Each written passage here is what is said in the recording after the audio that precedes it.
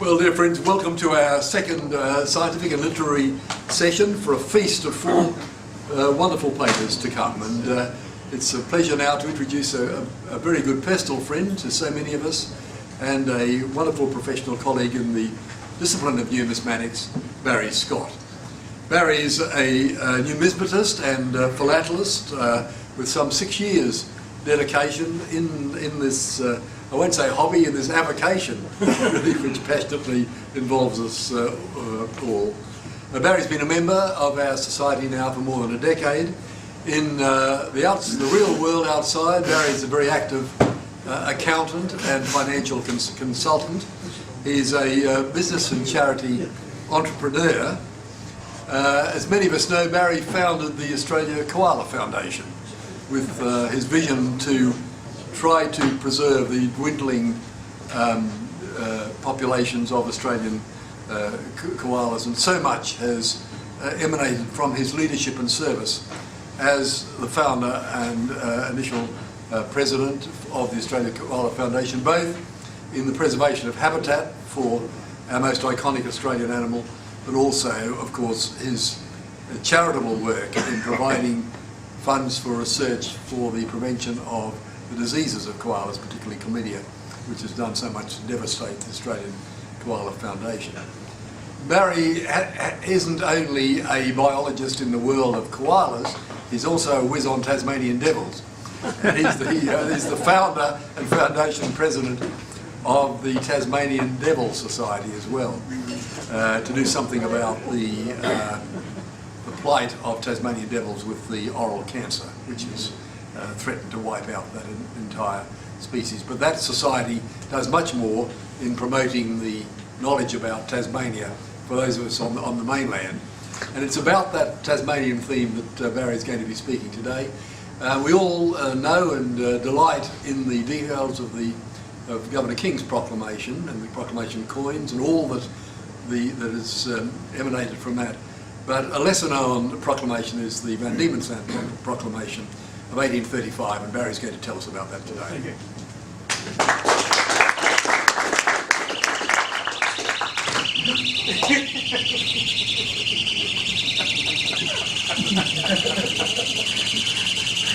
I had to show you this.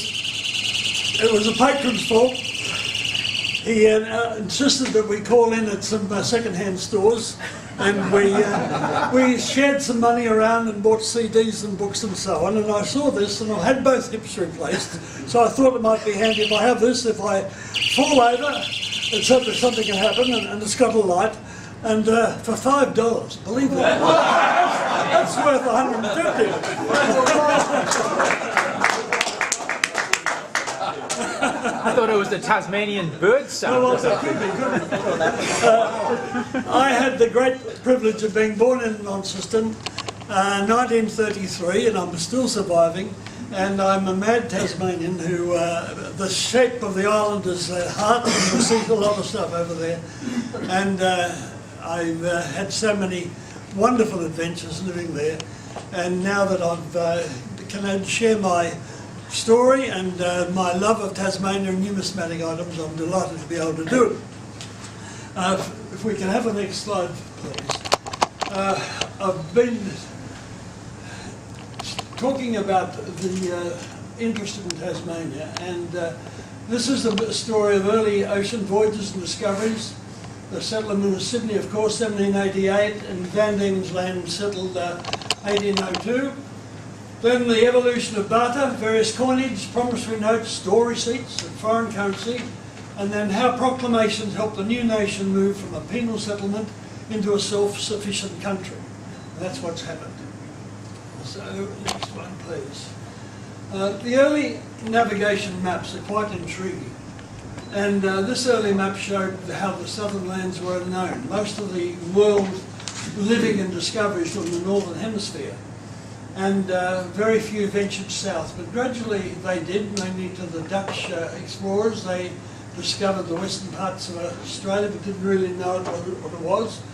And on this map, you can see nothing in the Great Southern Land area, nothing at all.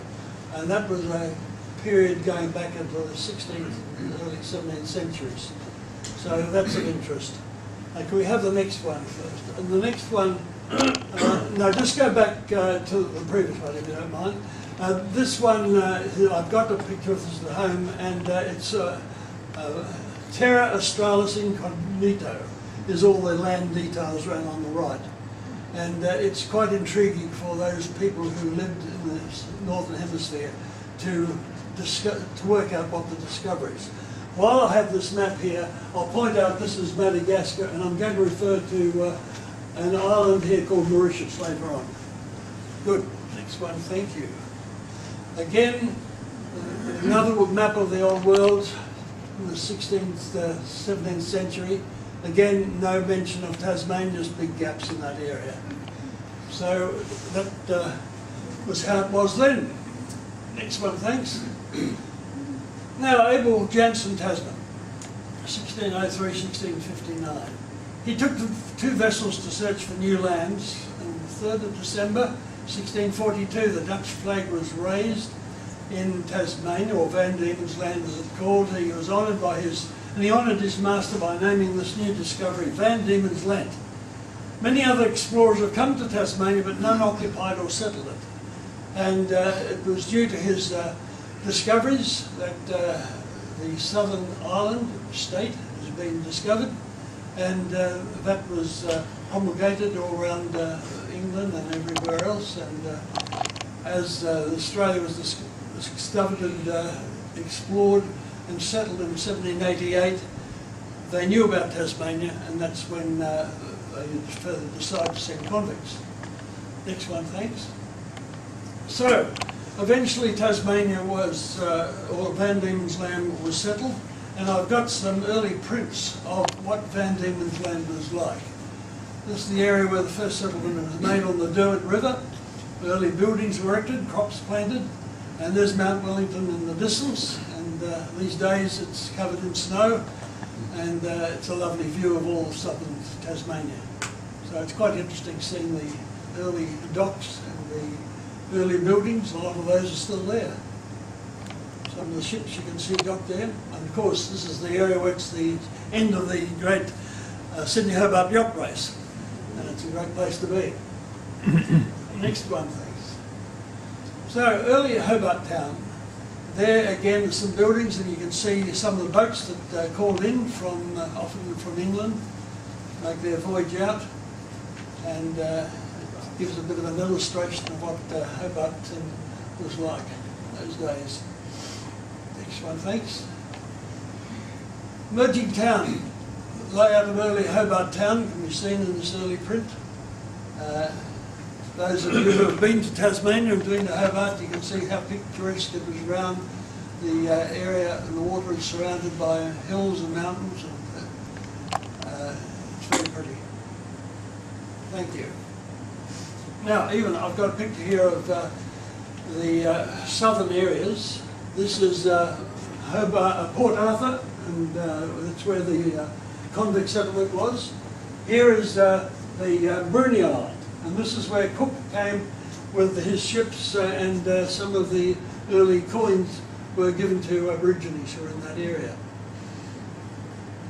So those of you who have been to Hobart, no doubt you've been travelling all around that area, across the Hobart Bridge, and New Norfolk was an early settlement in those days. So it's quite fascinating. That's where the Sydney-Hobart yacht race ends, often coming through Storm Bay and moving right through Hobart. So next one, thanks. You all know about the Sydney Proclamation, and 19th of November 1800, picture of the early print. And if we put the next slide, you'll see the value given to the 11 coins that were promulgated. Particularly note the second one down. The rupee was valued at 2 and 6pence, and the second last one, the Spanish dollar, 5 shillings. It's because I'm going to talk about those later on. So that was in 1800, where the attempt was made to give values to all the various coinage that came from overseas into Sydney, and to set some semblance of order for future trading. So next one, thanks. I was very lucky to get an original copy of the Hobart Town Gazette. This is in my hand here. And this Gazette is dated Thursday, June the 25th, 1835. And you can see the type of paper, and inside it I've got some details of where the Committee of the Legislative Council appointed to inquire and to report the expediency of introducing the Sika rupee and the dollar of the United States into the legal current circulation of Van Diemen's Land. So this paper sets out the conditions and the reasons why they have chosen to put values on these coins to help the economy of Van Diemen's Land at that time. Next one, thanks. That's what I just showed you, the original newspaper with the proclamation of the Sika rupee and Spanish dollar. You can see there the Hobart Town Gazette with the emblem. Next one, thanks. Now in this paper, on one of the pages, you can see that the Spanish dollar is given a value of 4 3/4 and the Sika rupee of 2 shillings. And you can see that that obviously is lower than the other value. I'll just grab some water while I'm talking. So it was practical to have it then.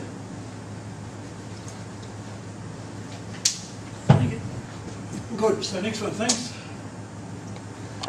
The reasons for the Van Diemen's Land Proclamation. To remedy the lack of circulating coins in the new colony, to induce Indian businessmen to bring their capital and to settle in Hobart Town, to add value to the Spanish dollar by legalising its added use, to minimise the use of other foreign coins which had less trading value, to encourage the use of the rupee as trade with India was increasing, to add value to trade with Mauritius where the rupee was used, to encourage greater trade with confirmation of stated coin values, to allow greater commercial transactions and encourage overseas capital to come to Van Diemen's Land where the colony would materially benefit. Now let's talk a little bit about Mauritius.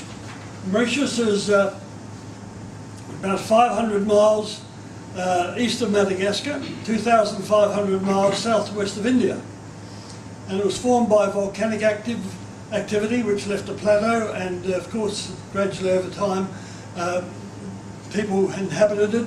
The capital is Port Louis, and interesting time, about this time that Tasmania was being built up.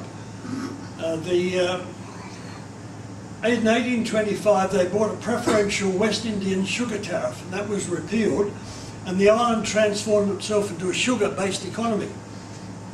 Slavery was abolished in 1835, and this led to large-scale demographic changes.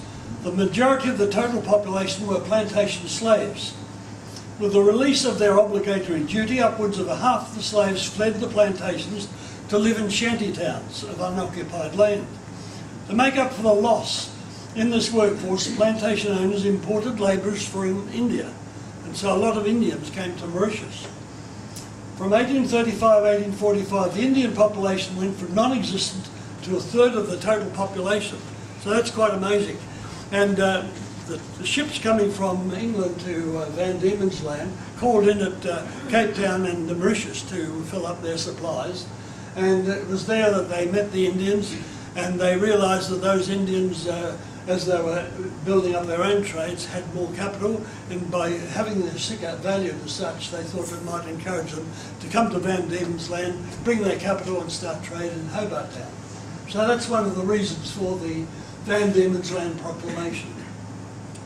Quite interesting, isn't it, when you get all these reasons? Okay, next one, thank you. Now, why is the difference between the value of the Sydney and Hobart Proclamation coins?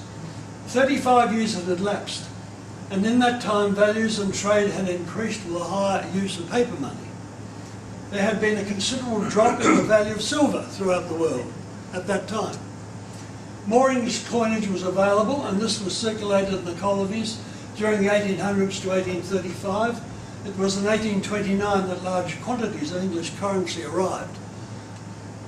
Van Diemen's Land had future trade opportunities with Mauritius, India and Ceylon, and wanted to pursue attractive policies to gain new citizens and their capital to increase trade and resources.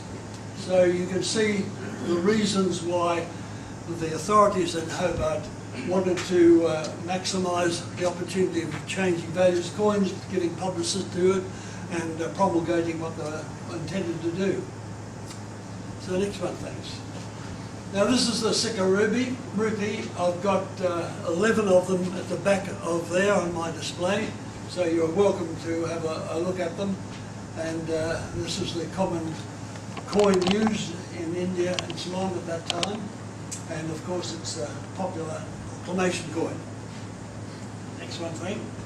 And of course everybody's familiar with the pieces of 8, Spanish dollars. And this is a pillar Spanish dollar. A better version is next to one, if you wouldn't mind sending that. Yes, here we are. So the 8 real Spanish dollar, known as piece of 8, in huge circulation around the world, used by Governor King to assist trade. And of course this was the coin that was used for the holy dollar and the dump. So it was a very popular coin, and it was used in Hobart. And there's no record of the dump being made in Hobart. It was mostly in Sydney. But there are a number of holy dollars and dumps that were used eventually, went to Tasmania. And quite a few are still being discovered there. Okay, next coin, next one, thanks. Now, it was this time in Tasmania's history that not only did they use the coins, but they had a number of promissory notes, cashier's notes, teller's notes, bank notes. These were a whole different names given to them. And I've got a few examples of these, which I'll show you now, and also in my collection. There's quite a variety of paper money that came. This one was on 28th of November 1838, and the signature's been crossed out, but you can see quite a lot of these, and of course this is on the bank of Van Diemen's Land. That's a good example. The next one, thanks. Not only were the paper used was printed especially for it, but ordinary pieces of paper were being used. And here's an example of just an ordinary piece of paper, and it's got the stamp of the bank, Judith Bank, on the right-hand side to authenticate it, no doubt. Unfortunately, in the times there were unscrupulous people who not only used ordinary pieces of paper, but some paper of substandard. And when the time came to honour these and other bills, the paper crumbled, and therefore the owner of the person didn't have to pay the amounts. So all sorts of stories about how that evolved. Next one, thanks. Here's a cash receipt with the Van Diemen's Land duty stamp. You can see it there on the top left. And it was attached, used for exchange transactions.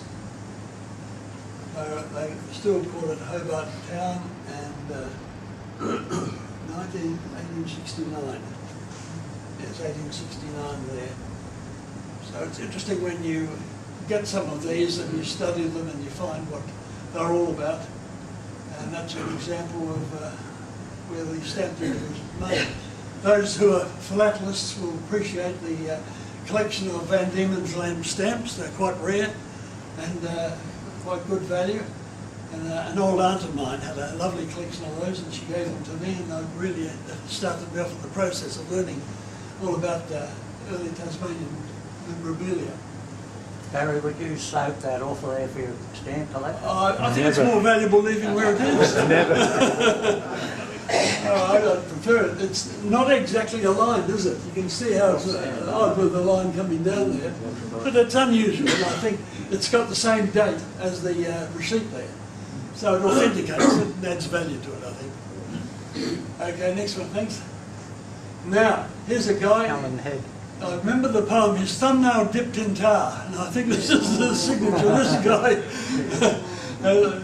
Jamie Lucas, perhaps?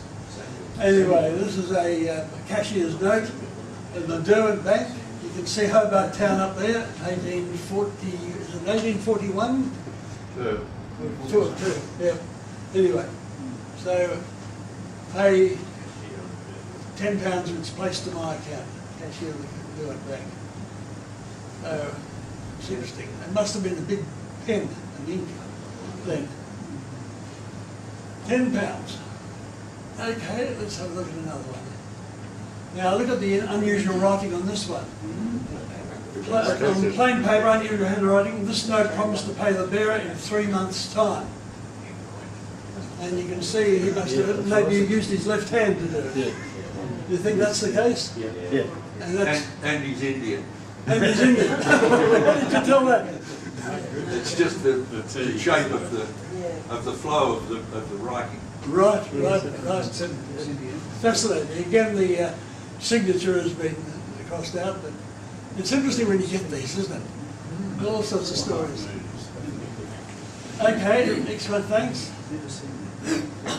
Now here's a cashier's note printed at Derwent Bank, 17th of November 1834, to self, $101, 3 6.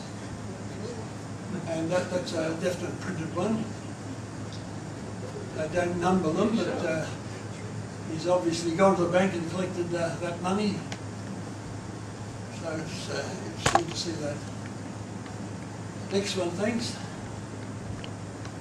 There are a number of these various denominations in Spanish dollars.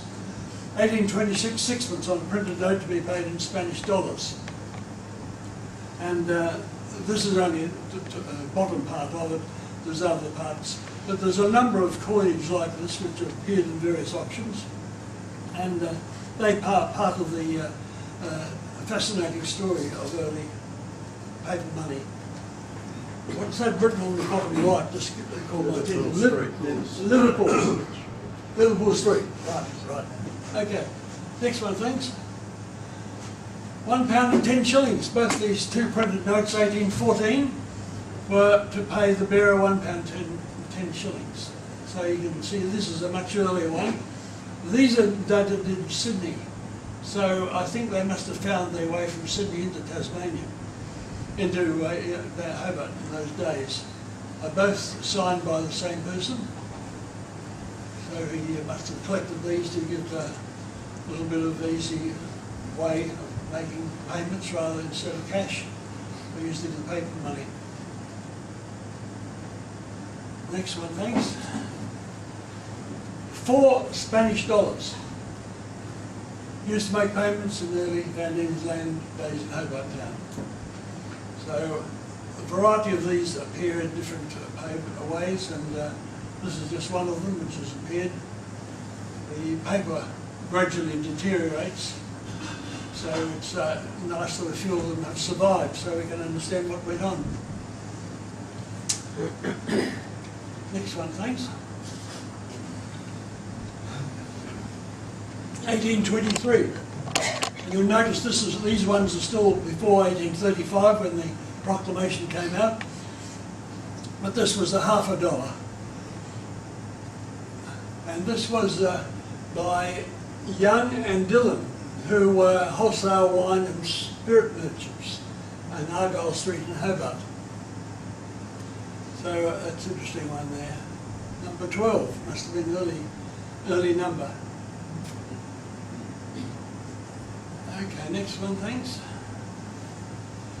So Tasmania now became a colony of, it was a colony in Van Diemen's Land. It's been transformed by careful monetary policy and adaptation to trading opportunities. There's a full map of Tasmania. I've been over most of that state, and a lot of people have come here, and Tasmania doesn't appear on a lot of maps in Australia. It's very sad for me when I see a commercial enterprise with a big map of Australia but no Tasmania. So I've appointed myself as president to put Tasmania back on the Australian Boat Committee. And every time something is missing, I ring these people up and harass them and say, now, Tasmania is definitely a state of Australia, how about putting it? And there's all sorts of comments I get, but I have a lot of fun doing this, and it helps to publicise it, and I enjoy going off at people in a kind way so that they remember it. So this is the last slide of the collection I've got here. There's a lot of material if you want to look at the exhibit I've got back there, and a whole lot of extra bills of exchange and promissory notes, a whole range of different things. So feel free to have a look at those, and if you've got any questions, let me know. Well, thank you very much indeed, Ben. Questions and discussion. Gordon Hodge, Brisbane. When did Van Diemen's Land become Tasmania by name? What year? Yes, 1835. I can tell you, I've got my notes here. After the abolition Always of get slavery. your facts right here, so I can tell you We exactly. can all in our minds have a guess. I'm saying 1865. 1865. When did they abolish? Change of name. On the 3rd of December 1825, Van Diemen's Land of Colin, right? And then in 1856, Van Diemen's Land was renamed Tasmania in honour of its discoverer and was given permission to form an elected government. In 1877, Port Arthur was closed, and in 1901, Tasmania became a state of the new Commonwealth of Australia. So glad I wrote it down. Gordon, thank you very much for that question. It's educated us all. We're still with you, Gordon. Yeah. Also, I believe that the reason why some companies leave Tasmania or Yes. is because by including it, it has to diminish mainland, but also it makes the mainland smaller. No, that's true. To accommodate Tasmania, but a lot of them go halfway and they plonk it, Tasmania, in under South Australia. That's right, I've seen it. Yes. So, and also too, some people firmly believe that there were holy dollars made in Tasmania. Right. What's your thoughts on that? I've heard that story, but I haven't seen the evidence. No. Until there's evidence, you can't really say it has. Well, we have some experts on holy dollars in the room. Gordon, you might be interested to know that as you go to Tasmania, you find Tasmanians are very well-behaved people. Because if they don't, Victoria cuts the submarine cable and Tasmania drifts out to the Antarctic. So, And what about the belief or story that Launceston people don't particularly like Hobart people and vice versa? I've come from Launceston. We call ourselves the northern capital, and then there's the southern capital. So we have discussions like that. In fact, in Brisbane Street, this is interesting, the main street in Launceston is called Brisbane Street. Yes. There's a plaque where they buried the hatchet. There's no hatchet buried under this land. Colin. Barry, I'm interested in your paper money. What's the best way that you preserve it? Because paper gets torn or That's burnt right, or whatever. that's right. And the way that you know... Well, you see I've got those in plastic sleeves. I It's know the that. best way of doing it, but it's not the best way because sometimes the plastic reacts with the material. So you've got to pick the right sort of plastic. Milers. Yeah. Yeah. Did you What's that? He reckons you put it in the oven. Christmas, right. Colin Barry, Pitchfork. just as a matter of interest, I don't know if you've read McIntyre's book on the secret discovery of Australia, which was published probably 30, 40 years ago. I do recommend it. He labours and makes me believe that the discovery of the east coast of Australia was done by a Portuguese, called Mendes, in 1522. I could believe that. And the evidence of it is very interesting because there is, and I have been there to see it, at a place called Green Cape, which is on the border of New South Wales and Victoria. Right. A little bay there where Mendes is supposed to have lost a ship, which is believed to be the famous ship that's at Waterloo, that's the holiday ship. Yep. And he had repairs to do because he was caught up in a storm between Tasmania and Australia. And this storm created a lot of problems to his current ship. And so he stopped at this place called Green Cape. It's just around the corner so he gets fresh. Now, the point about it is that he built a fort there. Well, this fort is described and is a dead, as McIntyre points out, the same as a fort that was built early in the 1500s in Brazil by the Portuguese. Now, he mapped it, and one of the funny parts about this map, because you were talking about the maps, that there is Great South Land that appears on the map in the 1550s or thereabouts, which puts it way over under Java and Jamaica. And that's because of the fact that the Pope decreed that half the world belonged to Portugal and the other half belonged to Spain. The Portuguese discovered it, so they said, well, we'll just move a little bit over this way into our half of the world, so there's no problems about it. So that's a funny, distorted map.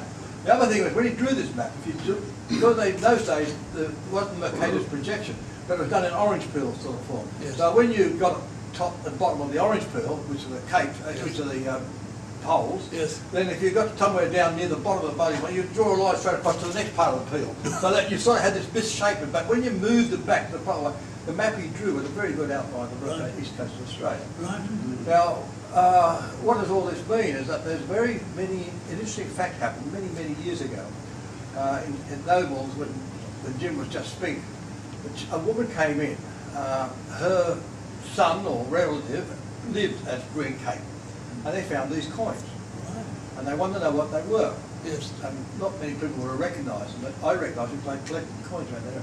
They were the first coins of Spain, manufactured in Jamaica in the 1506 to 1520 period. Right. And there were several of these amongst the found supposedly at Green Cape, which has to raise the question in your mind, how the hell did they get there? Unless Mendez lost them or put them there. Yeah.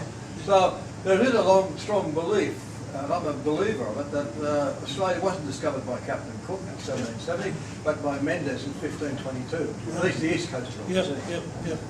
It's very interesting. Yes. One more last one, Peter. The Cessation of Transportation Medal, 1853, uses the word Tasmania, which predates the official name. Yep. When was the word Tasmania first used? Well, according to what I told here, in 1856, Van Diemen's Land was renamed Tasmania. So there must have been discussion a few years before that as to do that. And one of the reasons was the word Van Diemen's, demon was supposed to be the devil. Yes. And they didn't like to have that because the growing colony wanted to make itself more esteemed. So they decided to get rid of the demon out of the name and have Tasmania in honour of the discoverer. Demons and devils, and you're part of that world today. Thank you very much.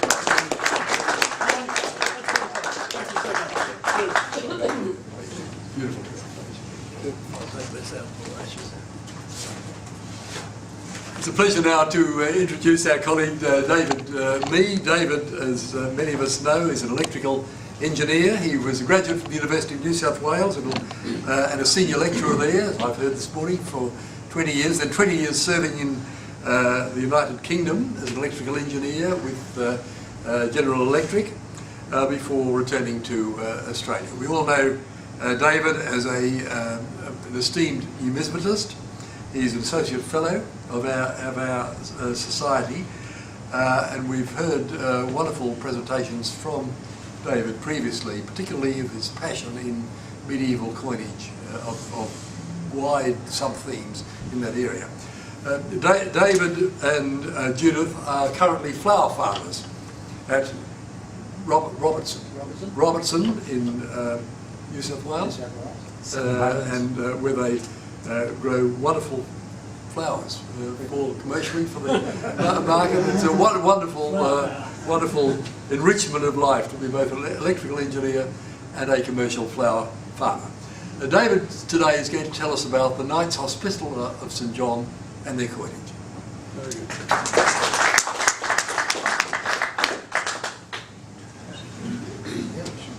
Yeah. Well, dear friends, lovely to see you all again.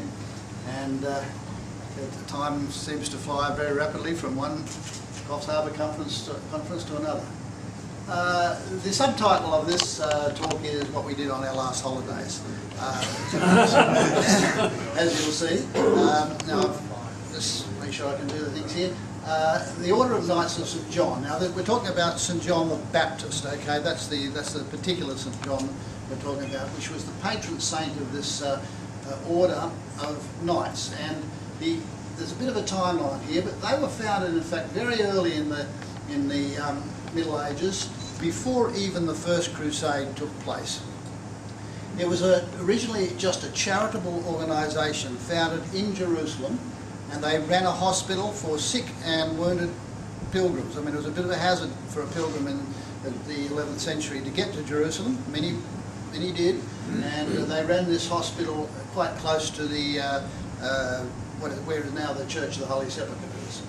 But after the First Crusade, which is a bit of a bloody affair, their duties gradually got more and more into protection of pilgrims, and then the protection of the new kingdom of John, and they got militaristic, you might say, but they always kept their healing function. This is why I thought this would definitely appeal to John, who would understand the military needs and also the needs for healing the sick and wounded.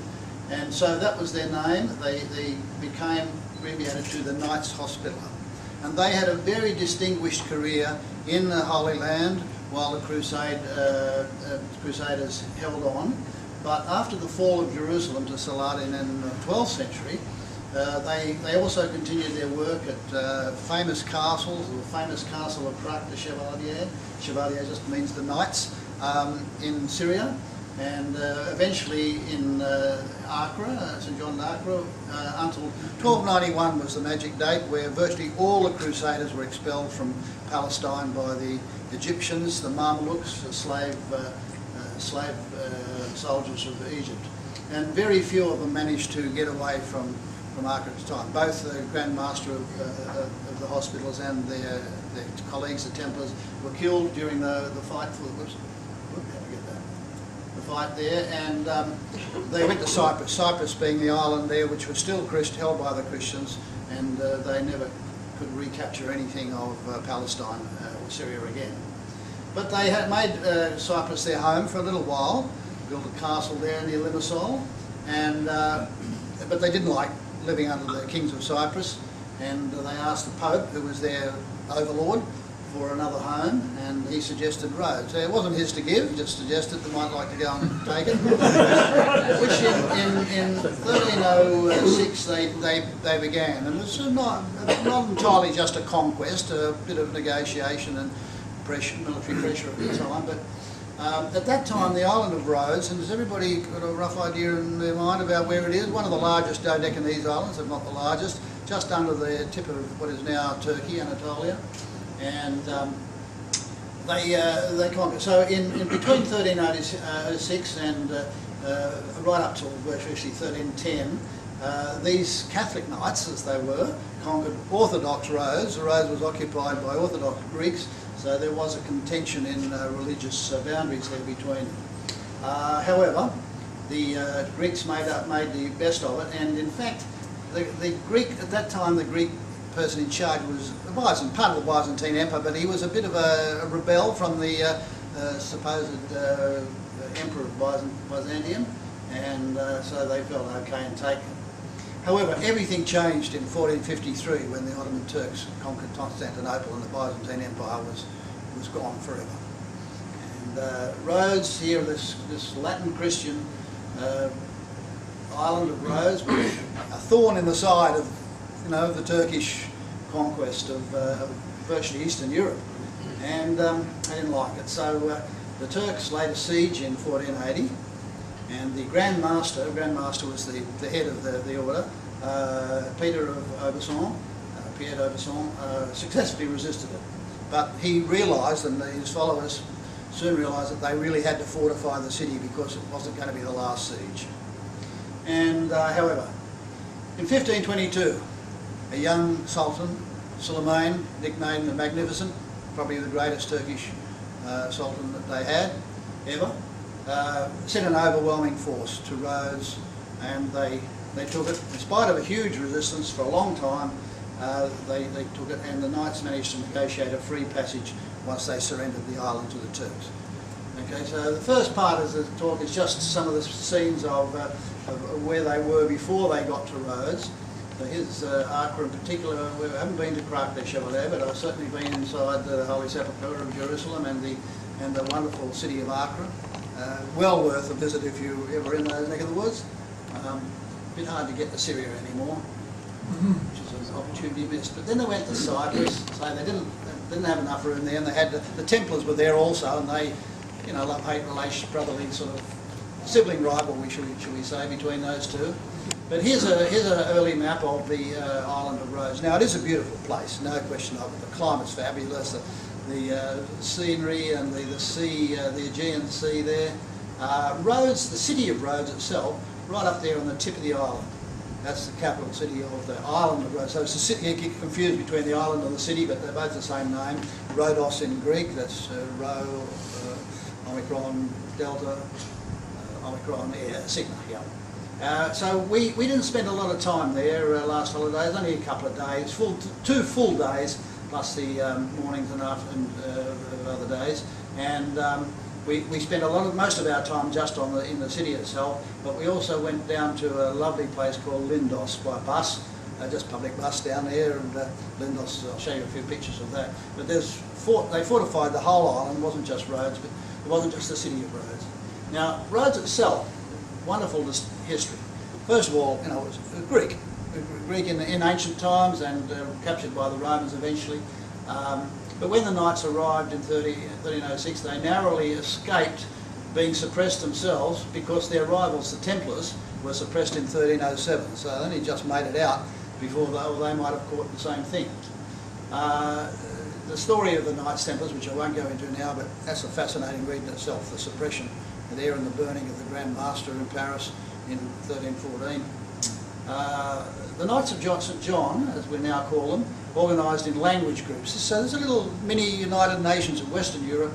The language group were called langues, which is French for language or tongues, and there are 8 originally, namely France, Auvergne, Provence, Italy, England, Germany, Castile and Aragon. And the 8 points on their Maltese cross badge represent each of those language groups. And they were the sort of governing council, if you like, was the Grand Master and the Piliers, or Turca Piliers, which were the heads of each of the longs. And these groups stuck together because they could converse with one another. Difficult otherwise, sort of the usual language problem of Europe, nobody understands one another. But at this stage, no doubt would have spoken Latin to members of the not their long. Now each long had its own auberge or hostel, and each was assigned a post on the defensive walls. These were monks, by the way. They were not married. They were typically, younger sons of European nobility who thought this would be a great place to live. And by and large, they did well. They had to take a vow of poverty. Nobody owned anything. It all belonged to the order. Anyway, so that's. Now, I'll just tell you a little bit about ancient Rhodes. Here's a view of Lindos, actually, which has got a wonderful acropolis. Rhodes in ancient times was famous for its colossus.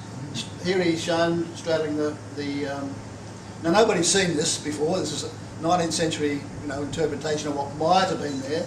And I'm sure, and I think Colin has shown previously, lovely tetradrams and drums and diadrams of Rhodes with the Rhodos, the Helios, the sun king, or sun god, and the rose, which is what Rhodos means. So 19th century artistic license there.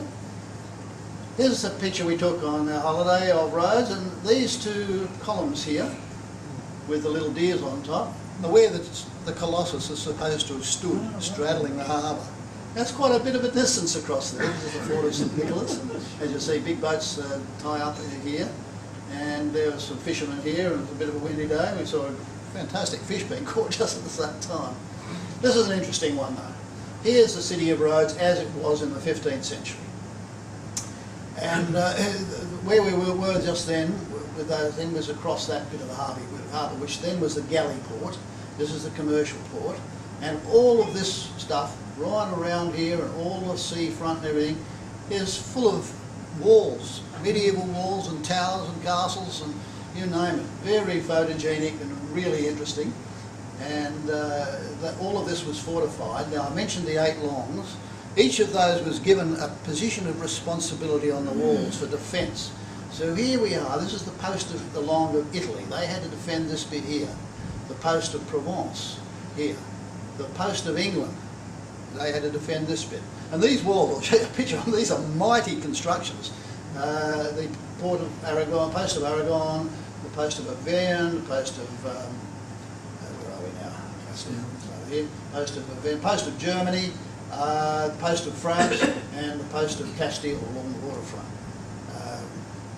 Yeah, so here's a picture of the Tower of Nyack. Nyack was one of the Grand Masters.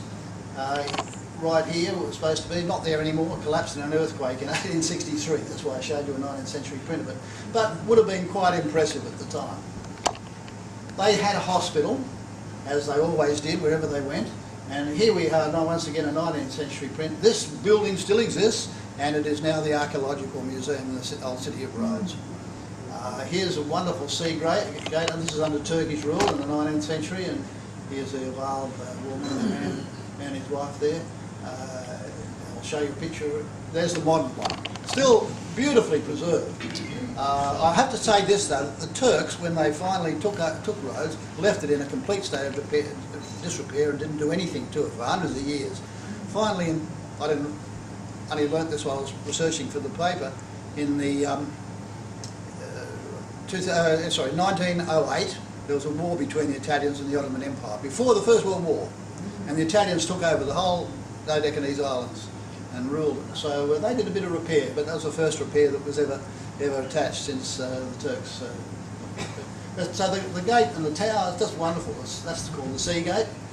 And a couple of other scenes in Rhodes, the Grand Masters Palace, now a museum.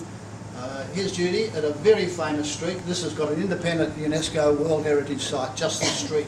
This is the auberge of the Long. All along this street, there's little badges up over the gate saying this is the auberge of Provence, this is the auberge of Castile, and so on. And yeah, and a beautiful streetscape it is too. And you can see the sort of little badges they had. Here's England, here's papal keys, yeah. Here's the salient of Nyack. This is where there was a big tower and it fell down in the earthquake. So it's a pity, but just the same, it's all impressive because the walls are still there all around it. Turkish cannonballs in the moat. There's thousands of them just scattered all over the place. They've turned their moat into a lovely park, and you walk right round the outside walls. And here's, look at the walls, they're just amazing stuff still there. So I was very impressed with this place. And when we went down to Lindos, didn't take this picture because you needed a helicopter to get it, but there's the Acropolis of Lindos. This was one of the knights made this into one of their fortified castles. Here's the village of Lindos, the town of Lindos below, beautiful Aegean landscape. And I was a bit scared, we had to walk up this with no railings, but this is the final ascent into the Acropolis. So this is where the Greek ruins are, as well as remnants of the knights. And here's a picture of some of the manuscripts that were made at the time of the first siege of Rhodes. And there's a thing I'd like to point out about this. First of all, here's wearing, this is Peter d'Aubusson, the Grand Master, he's shown wearing the normal surcoat of the soldiers, which is a white cross on a red ground, and that was the main badge of the knights. But over here, we have more like their evening wear or dress uniform or something. Here we have the 8 piliers of the Long and the Grand Master, and you can see that they're wearing this white cross on the black, which is the, we now call the Maltese cross, but this predates Malta, And here we are with the Turkish sense. I should have shown you previously when I showed you the various posts, that opposite each post was a big division of Janissaries and Turkish tents where they pelted this place with cannon fire. 1522, you've got to think about that, is the, we're into the Renaissance, we're a bit past what you might call the end of the Middle Ages. Anyway, here's some coins in our collection. That was the very first one I bought. I bought it from Downey's over the counter at a coin fair, I think, in Sydney anyway, Menzies Hotel it might have been. I can't remember the the guy I bought it from, actually, I should know, but it wasn't, as it turns out, it's not a bad one. You can see the idea. This is a better one I bought later. And this was a typical Gigliato, as it's called, modelled on one of Naples. You can see the sort of floriated cross there. But it's interesting to look at. FR starts for frater or brother. Brother Elion de Villanova. Yeah. Can't recall the rest of it. But it'd be something about roads. The R is definitely for roads. And then hospital and convented on roads. And you can see here, this is that white, I mean theoretically a white cross on a red ground, looks more like a tennis racket at each end of the cross. So that's a typical groat type coins of the 14th century. There, he's got a lovely forked beard here too. But you can also see on his arm, he's wearing that black cape with the cross on the edge there, what we call the Maltese cross, the 8-pointed cross. And these are Gigliato. This is half of one called an asper. They're quite much scarcer. Okay, and more of them. You'll see them in the case down there where Rudy's got his armour on at the moment. All these coins are shown. They also went in for gold. They went into ducats, a Venetian-style ducat. But if you compare this with a Venetian one, first of all, a Venetian would say DUX down there, and then it would give the title of the Doge. And it would say here, SM Veneti, SM meaning St. Mark of Venice. But the Rhodians adopted it. First of all, they put the name of the Grand Master, who's kneeling here, Magister Peter, P for Petrus, Peter d'Aubusson. And here, instead, they replaced this with St. John. So here we are, St. John there. But otherwise, it looks like a Venetian ducat, the same weight standard, the same quality gold and everything.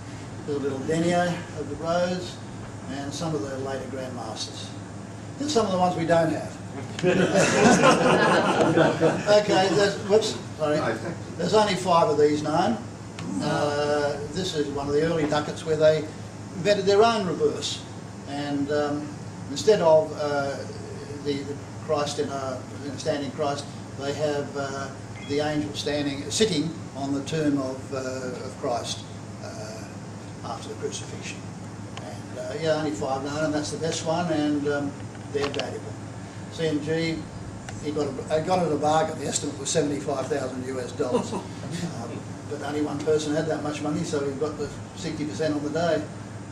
2 ducats of Emery d'Amboise. Now, what is scarce? The Grand Masters between both sieges, their coins are quite scarce, and there they are. So, some pretty ones, very collectible. Anyway, they got chucked out of Rhodes. They wanted it. They had their Grand Master was Philippe Villiers de l'Isle-Adam. They wandered around the Mediterranean. First they went to Crete, and they were looking for a home. And a young knight, he was very young at the time, Jean Parisot de Valette. He was one of the outcasts who'd been allowed to leave Rhodes.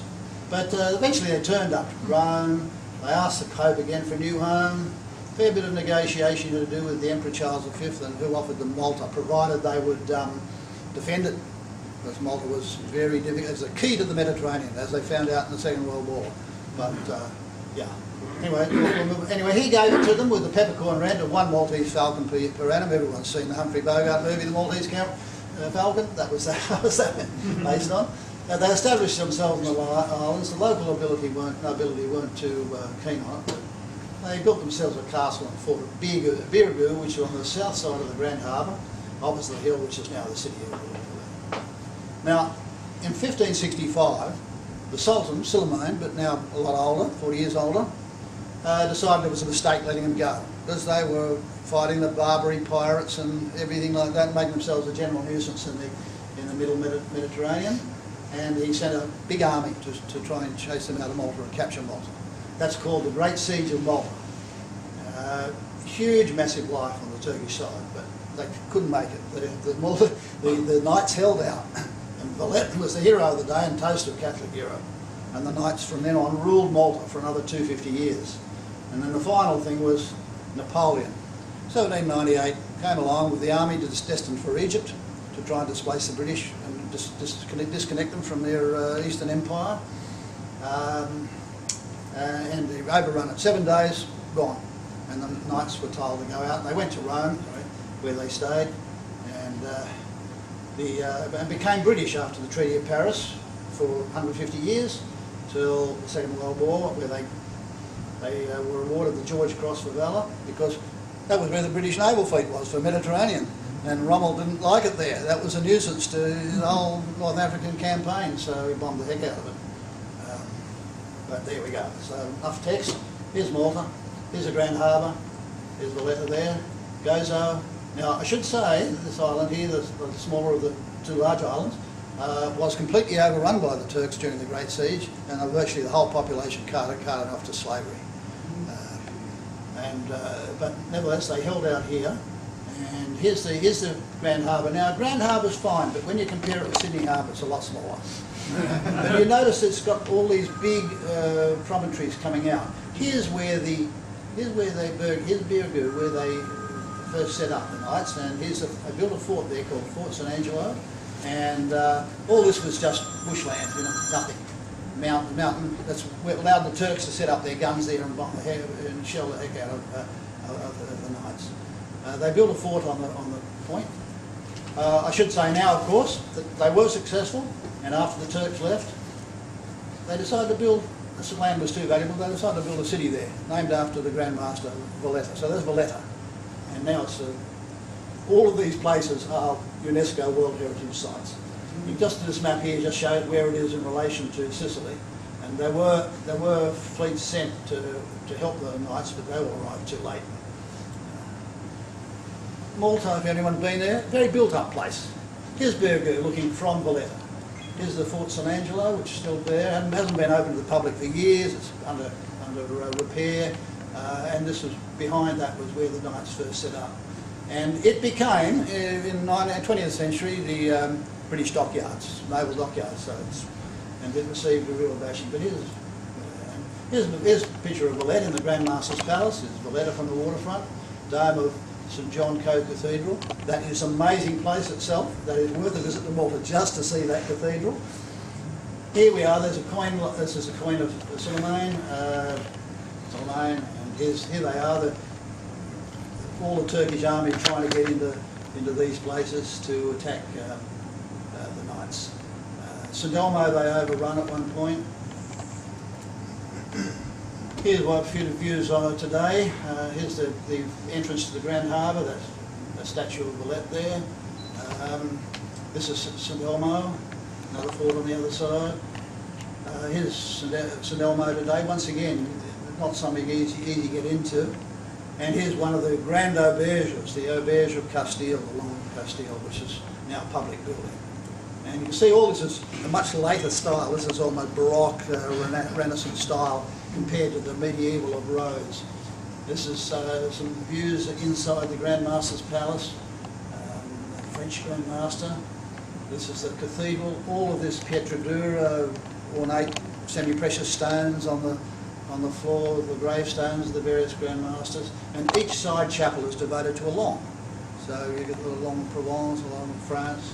It's just an amazing place, and to top it all off, there's a big painting of Caravaggio showing the execution of St John. But yeah, this is the Long of Provence, big Maltese crosses everywhere, and yes, it's a fantastic place.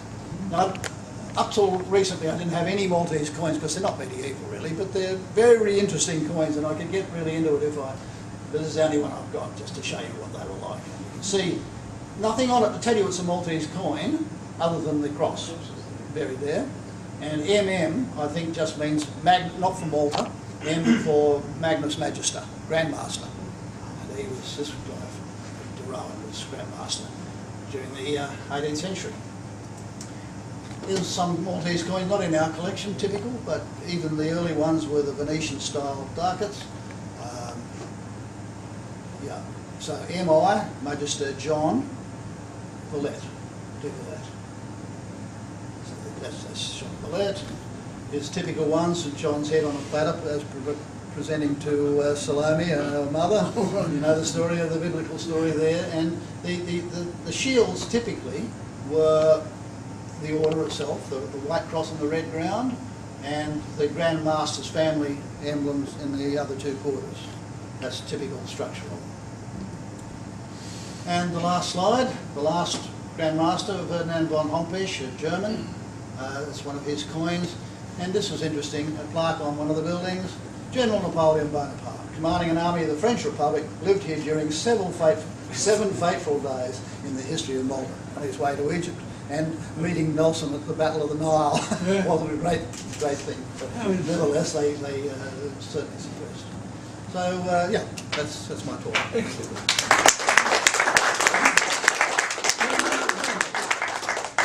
Thank you, David. Wonderful. Questions and discussion. Ready? David, do you have any real idea of why the Knights chose St John the Baptist as their saint that they were named after? An interesting question. I was talking to Rudy about it over dinner last night as to why that was so, and why in fact Florence also has St John the Baptist as a patron saint. It's not just the Knights, but it's all to do with John's position in the sort of Christian theology, that he was, yeah, Rudy, you've got a better answer. If you can be patient, or will we reveal the same? That's the best answer of the lot. Colin. Just a sideline to this, going back to the Emden, the people that survived the Emden, sinking of the Emden on the Cocos and Keeling Islands, they were incarcerated in Valletta, Malta. That's the sailors and the officers, and they weren't released till about 1919 or something like that. But they were all in Valletta. Okay. I should say what happened to them after they went to Rome. Okay, they didn't want them back. This was the answer, really. And the British, being one of the victors in the Napoleonic Wars, really wanted a Mediterranean base for their navy. So obviously they got Cyprus. Before that they got Gibraltar, and then that's 100 years before that, and then Malta, and then Cyprus, all of which were British colonies during the 19th and early 20th century. But the Knights themselves, the Catholic Knights, went to Rome, where they still exist as the order, sovereign order. They have ambassadors to countries, and they receive ambassadors from countries, not big countries, mind you, but they don't have any land as such. But I did see in a newspaper not so long ago, or it might have been on the web, that they were negotiating, the Knights of Rome, with the Maltese government for a 99-year lease on the Fort St Angelo, just next to Birgu. So that they might be, now it's been completely renovated and about to be open to the public. We might find the descendants, if they like to call them that, of the Knights having that lease on the museum and being the guides to it. And I think that would be a fantastic thing if it happened. Re-establish that connection with Malta. We do have a display. Judy will tell you a little bit about it too as you're following me, but that's a combined display with both of us. It's what taking up a bit of space, and most of the space is taken up by books, but everything I've shown you that we own is in the little case there. Graham Howard from Sydney. You showed a few coins there. You called them coins, but they didn't have a value, or do they have a value? No, that is very common of medieval coins. They don't have any value of them, on them usually, and you just recognise them by their type. And there is all sorts of lists available, medieval merchant coin lists, which show the value, but they're varied from time to time because they're always tempted to base the silver by not giving it, full carat weight, and so you had to know what date it was and under whose reign it was and so on. It was a complex thing, and often they were just chucked on scales to know how much silver there was in if you knew the finest, but no values. Now, when it comes to that Maltese, these ones, let's just go, if I can go back one. Yeah. 2S, that's a value. 2 scudi. Scudi is Italian for shield, so 2 shields, and they were the silver coins. And then the scudi was actually the higher denomination. I think it was a 20 scudi piece here. Yes, there's 20 shields. But yeah, the early ones don't often have values. In fact, as you saw, the previous one didn't even have the name of the country. You'd have to know it was Malta by the Maltese cross. So, thank you. We have time for just one last question. Ross Flea, Sydney side, suburb of Sydney. Hero now, just on. Dave. Yeah. The Maltese population, we've got a lot living around us, sort of thing. What are they made up of originally? Or? Look, they're probably one of the most interesting of the European, nations, if you like. Being in the centre of the Mediterranean, they're invaded by everybody and anybody during antiquity. And their language, which gives it away, the Maltese language is it's really, people think it's derived from Phoenician.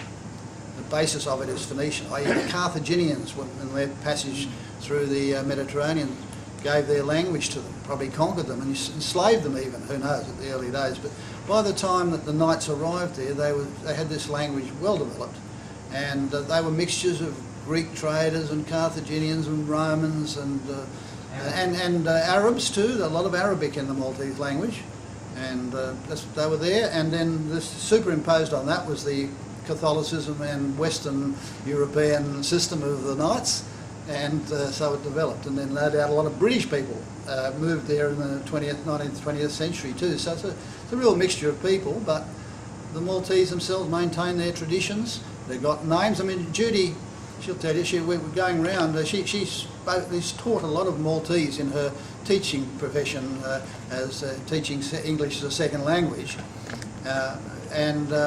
She recognised all the names of the students she taught from the shop fronts. There's a whole lot of Maltese names that are common. Did you drive around there? No, we didn't drive, but look, pretty we were heavy there. drivers. But the public transport system is great. And you catch buses anywhere to anywhere. You can, at the airport you can buy a ticket, a little ticket which contains about 15 rides on, and you go from one end of the island to the other. So my cousin sold up in Scotland and moved over there in her retirement. Yeah. She'd always had a flat over there, and they moved to a house, and we went and visited them in '96. And I found it incredible, like you. But as I say, the drivers, the narrow streets and the houses are right on in the suburbs where she was. Yep. Were right on the curb, and guys just pull up if they're making a delivery. Just pull up, go and make the delivery. The traffic just backs up and what have you. Did you enjoy the rabbit there too? we did. Did, rabbit, because that upset Carol when I was stew eating the was rabbit their, and saying, specialty. that this was just running around a few hours ago. And the other thing, just one quick one. Then what they found, they were a married couple, and what they found was that if both of them were say had a mishap and were killed in a car accident or whatever, all their assets in Malta went back to the government. So they decided to sell up and go back to Scotland. But then they found another obstacle because Maltese only buy from Maltese. So they had a long time selling their dwellings. I mean, when you look at the built-up nature of things, you'd think that everyone would be mad keen to buy a property in Malta because there's not much of it, and there's a lot of people there. Very crowded place, very busy. Thank you, David. Sorry,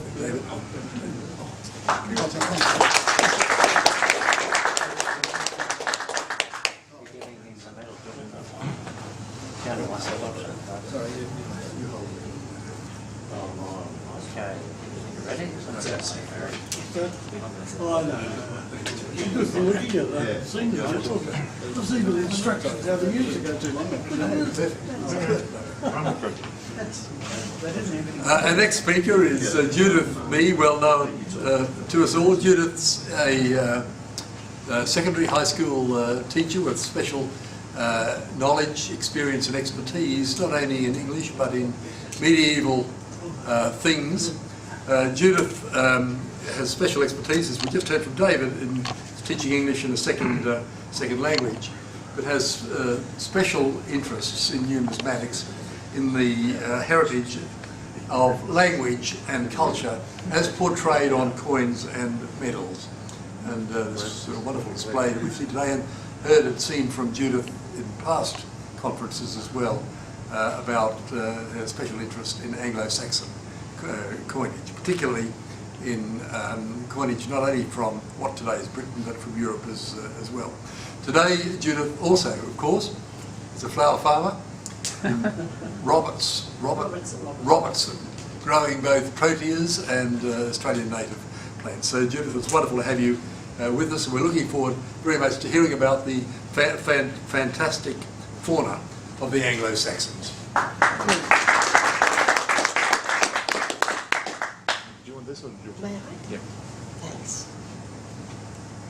It should work from here, shouldn't it? Yep.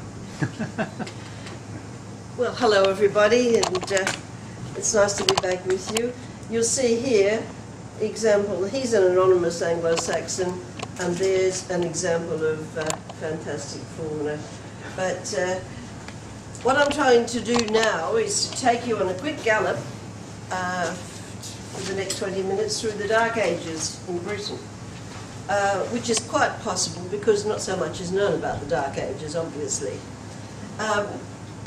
The Anglo-Saxons, if you are my generation, you would have learnt this in school. The Anglo-Saxons came from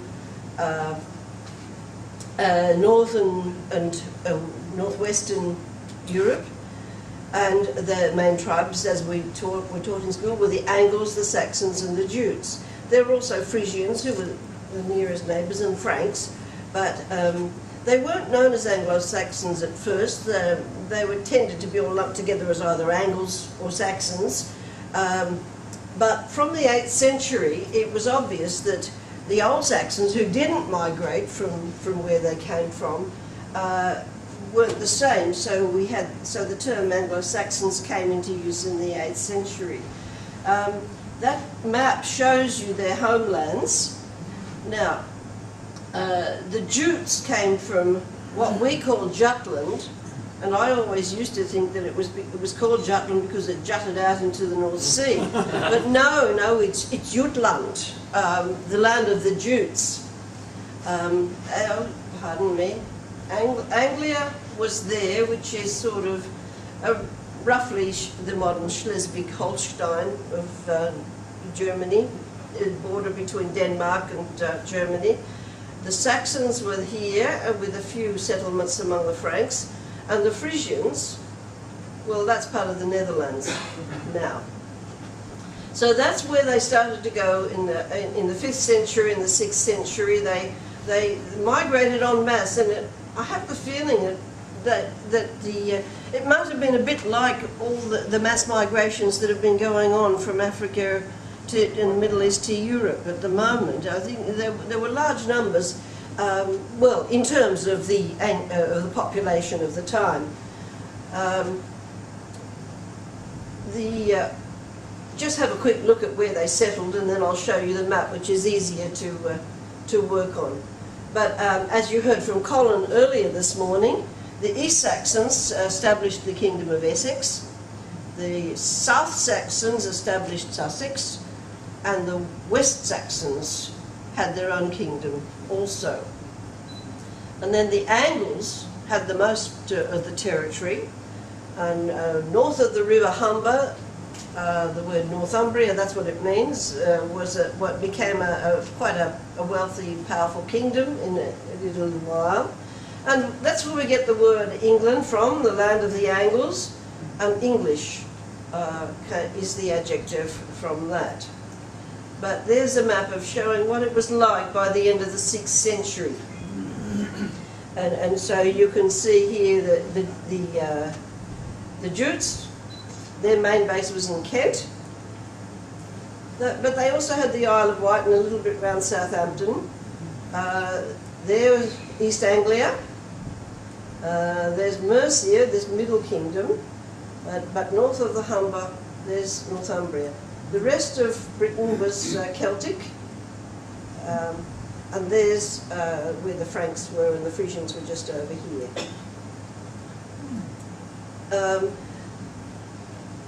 Now, after the Romans left Britain, we had these kingdoms that really were not literate. They had no written language. There was the odd monastery that was established by the Irish and surviving where literacy did survive and Latin records, some Latin records were kept. But mostly we need to look to things like coins and other archaeological finds, as well as you know, other aspects of oral history to find out. Now, one of the problems at first was that before the Romans left, a lot of them decided to melt the gold solidly, and I don't know whether they left any of it or whether they after it was melted, but I suspect they took it with them, actually. But there was some gold around. But mainly it was a barter economy for the next 2 centuries. And that's what we call truly the Dark Ages in Britain, really, because so little is known about it. And so what I'm going to look at today is how coins can contribute some knowledge of this period, of these Dark Ages in Britain.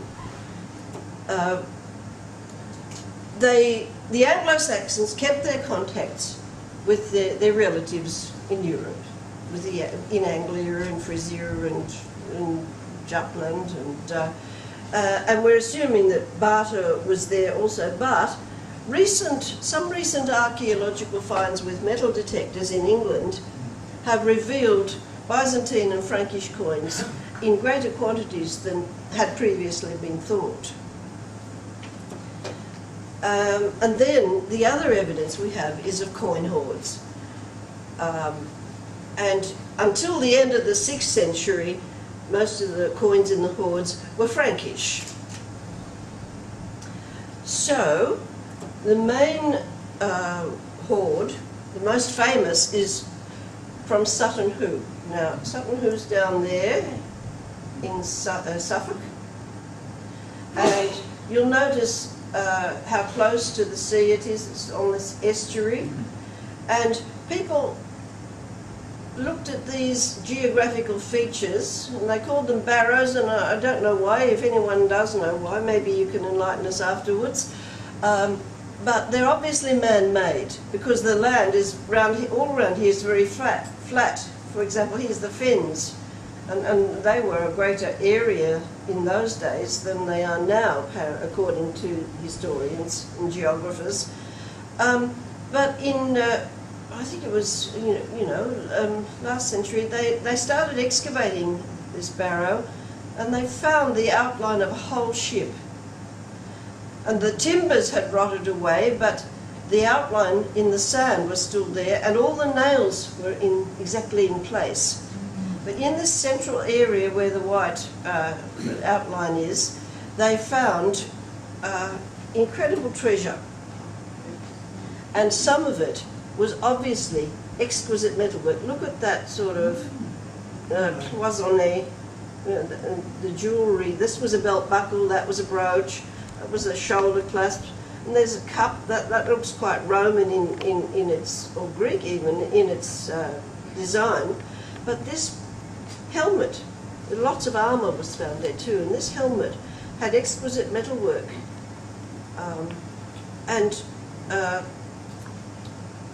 Obviously this person who was buried in this ship was a great warrior chieftain, and they think probably from the 6th century. But also, at Sutton Hoo, they found a purse, and what remains of the purse is this lid with gold and garnet enamel, cloisonné enamel, and inside a hoard of gold coins.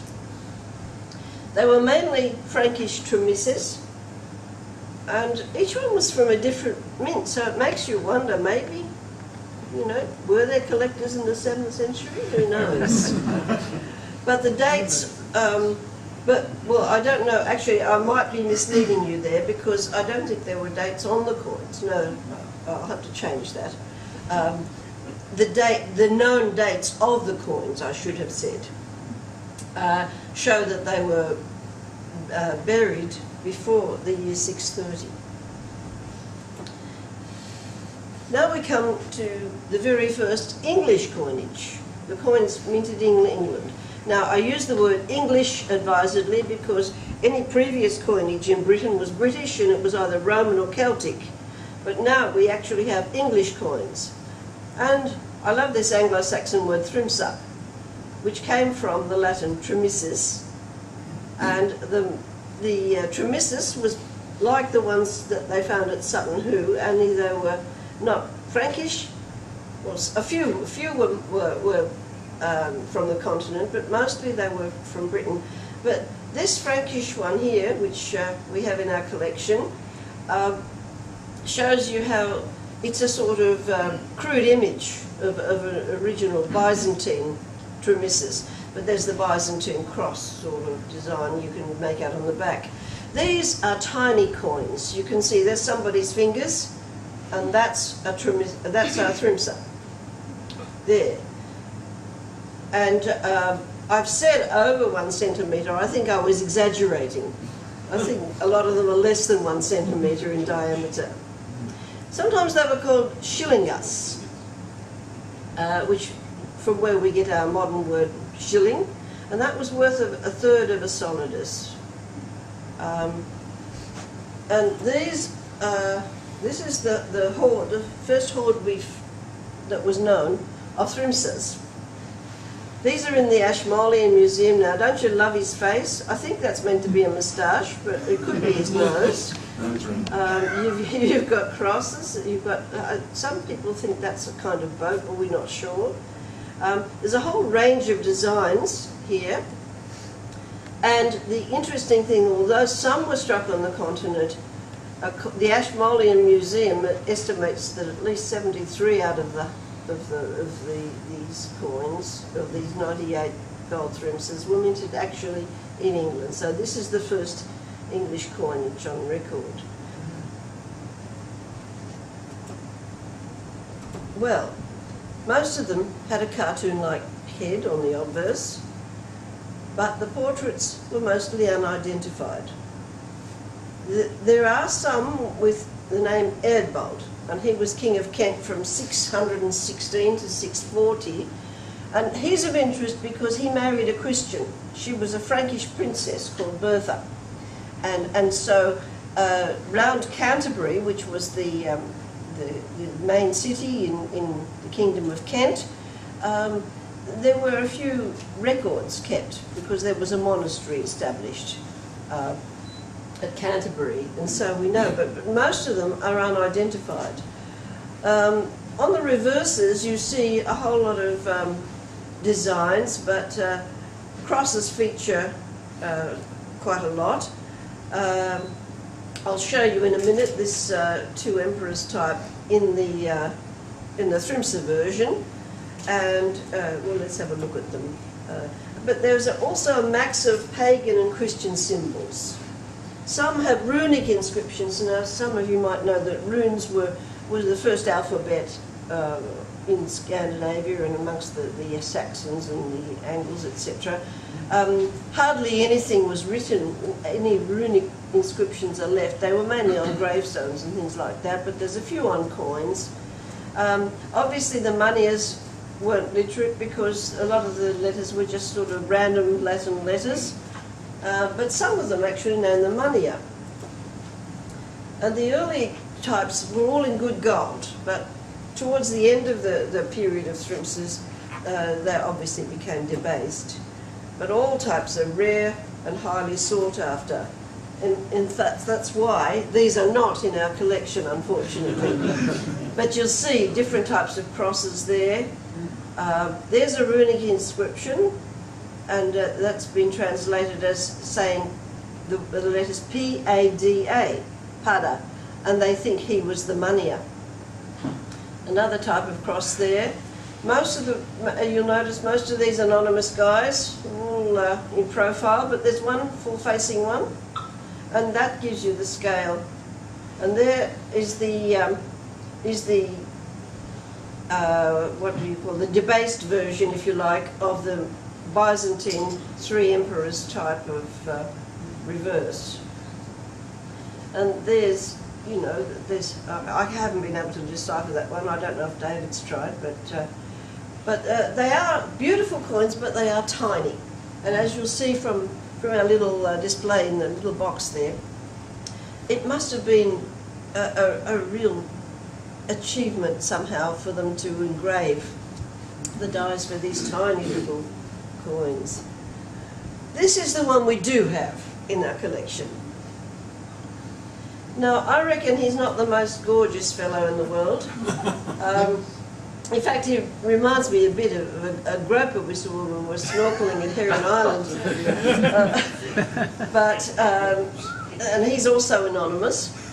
But yeah, they think this says Whitman, which means, which they think is the name of the moneyer. But as you see, it's nice, nice gold, and but a tiny, tiny coin.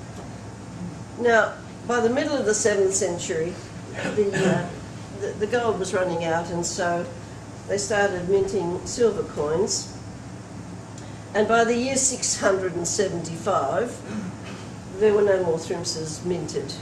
The new coins were modelled on the Frankish deniers, and that's where we got our word penny from, because denari, the word penny came from denari.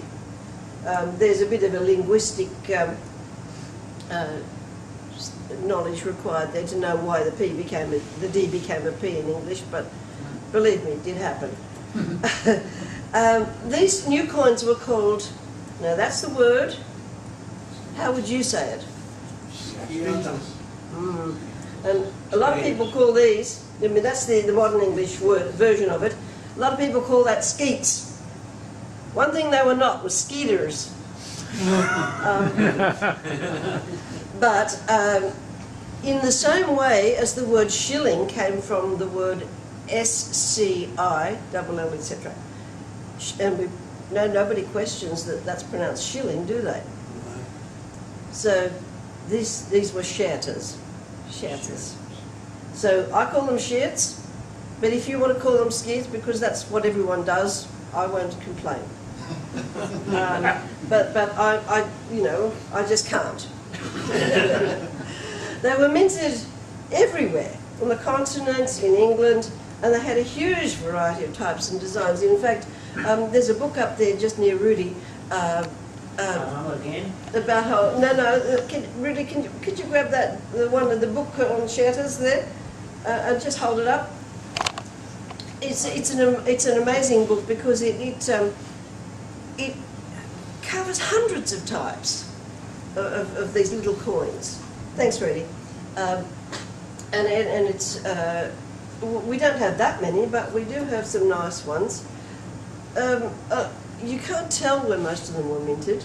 A few of them you can identify, but so he classifies them. He's done a huge job classifying them by what's on them.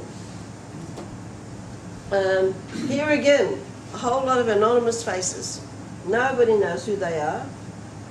Some of them, you'll see in a minute when I show you some pictures of them, seem to be just sort of copies of Roman emperors or whatever, but they don't seem to have any meaning in terms of Anglo-Saxon culture. And here again, the inscriptions are really mostly lacking, but occasionally you get a name or a. But they've hedged their bets. The society at this time, we know, was still mainly pagan amongst the Anglo-Saxons. There were Christians there, like King Eadbald of Kent, who finally succumbed to his wife's persuasion and became a Christian. But, well, his mum's persuasion, sorry. But here, triquetras, swords, pellets. Swords can look like crosses. Triquetras have been adopted in a lot of Christian symbolism, but they were also used by the pagans. So they've been hedging their bets here. They're sort of starting to accept Christianity, but thinking, well, we better have our pagan symbols too.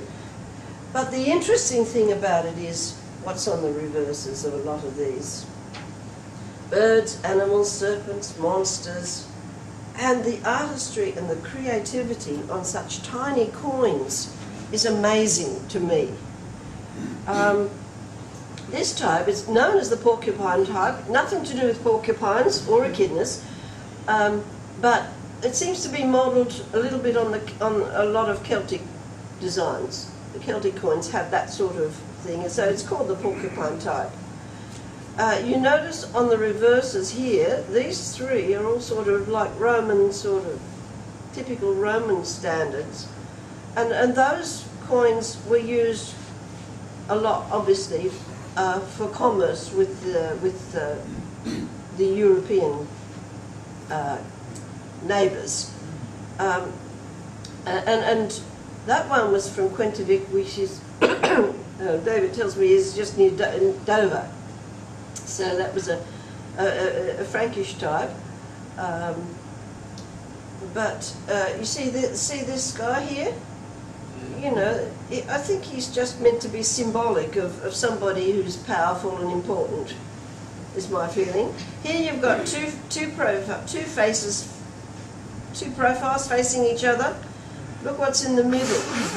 What is it, a sword or a cross? Don't you think they've hedged their bets quite cleverly? But on the reverse, here's an example of one of the fantastic designs. There's 4 birds there. Well, it's very hard to see them, but in fact I'll show you some more birds. Look at this guy. There's his 2 feet, there's his tail. They think he's a peacock, but because of the crest. But notice all the other symbols, the wolf, there's a cross though, just to make sure, but that's meant to be the head of Woden, the head of the chief god of the Anglo-Saxons. Here is a bird sitting on a cross. No idea who that guy is. This guy, well, what's he holding? Crosses or swords? Perhaps. Who is he? No idea. But look at this bird here. Look, there's his feet. And he's in the foliage. But isn't that... Look at the artistry in that. Isn't it amazing? Especially on a coin no bigger than my thumbnail or fingernail. And here are some more beasts. Ah, he's one of my favourites. Don't you love him? And look, there's a triquetra. There's a cross. There's another cross. And actually, that one is a named one. He's not anonymous. That's King Eadbert of Northumbria. This guy, he's anonymous, but he's holding those crosses, whatever. Although David thinks he could be represent one of the old heroes, maybe Beowulf even. But and this monster here looks a bit like a king prawn, doesn't he? But there's Woden again. But I love him. What's he? A dragon? A serpent? Whatever. But I love the artistry in that too. And that one was found minted in what's now Denmark, Lübeck, on the border of Denmark and Germany. They think this one could have come from the Thames region. I'm not quite sure of why they think that, but didn't have time to question that. But now this is what fascinates me. Why those beasts and what can they tell us? Well, I think they do relate to the mythology and the literature, the oral literature of the time. I always have the feeling there must be a grain of truth in some of these legends. But what about monsters and dragons? Did they ever exist? Think about all the numbers of cultures that have monsters and dragons in their folklore or their history. In fact, David, wasn't there a Grand Master who was supposed to have killed a dragon? A Grand Master of Rhodes or somewhere? Yes. And so this is an area of fascination for me. And the way folk tales are spread by word of mouth also fascinates me. Because of how far the stories can spread and how long they can persist over time. And the variations that happen as a result of that. and the similarities that you can still dig out of there. In fact, this is one of my areas of interest. This parallels in different early Germanic cultures of different of stories that are obviously connected or have the same ideas, and I think it's fascinating to compare the images on these tiny little coins with what you can find out from this other stream of culture, and I'm interested in what we can dig out from that to find out more about these dark ages. Well, this is the most famous epic poem in Anglo-Saxon, Beowulf. I've got a copy of the first page of it open there on the display. You can see it in written in its Anglo-Saxon manuscript. Yes, don't worry about it, Rudy. That's so people can look at it later. But now this coin isn't ours. This came from the CNG website. We nicked this picture. But look at him. It's in the catalogue. It's described as a wolf-headed serpent, but I've called it a dragon. And look how it's inspired this book cover, which I think was from the 19th century or maybe the early 20th century. But this story is only known from one manuscript. And it was obviously written in England. It's written in Anglo-Saxon. It's one of the first pieces of literature, English literature really. But it wasn't written until about the year 1000. So there might have been earlier manuscripts, but there's a lot of evidence saying this was transmitted orally over the centuries. And I won't go into what tells you, but it's things like the alliteration in the poem and the rhythm and the special, a lot of linguistic features in there that, as well as historical stuff. Now here we have known historical places. Okay, now this poem is about the Danes, and here this is the opening of the poem. What we Dena. Now the Dena, D-E-N-A, they were the Danes. So it's obviously set in this area. Beowulf, the hero, he was a Geat, but the poem mentions Frisians. In fact, it talks about battles between the Jutes and the Frisians. And so it's that connection with known history that I'm interested in as well. Grettir's saga is an Icelandic saga from the 13th century, also about a hero fighting a monster, among other things. He's also a hero with an identity crisis, but that's a different story. Now, this Nibelungenlied you might have heard of. The Ring of the Nibelungs, and if you know anything about opera, you'll immediately think of Wagner's Ring Cycle. That was his inspiration for it. And yes, there's a dragon there, Fafnir. But there's also an Icelandic saga called Völsunga Saga that actually covers the same story, but with Norwegian and Icelandic names, but the same dragon. So, would you like to know a little bit about the poem? Have we got time? I'm running out of time. Yes, please. Sure, we can make time. Okay, so Beowulf was a Geat, and that's what's known as Goetland now. He was a real hero. He was a superhero. He was said to have the strength of 30 men in each hand. And look, there's part of the manuscript. There's his name, Beowulf. Now, that letter there that looks a bit like a V, it's the same letter as that. It was known as a win, and it was a W. So there's the word Beowulf.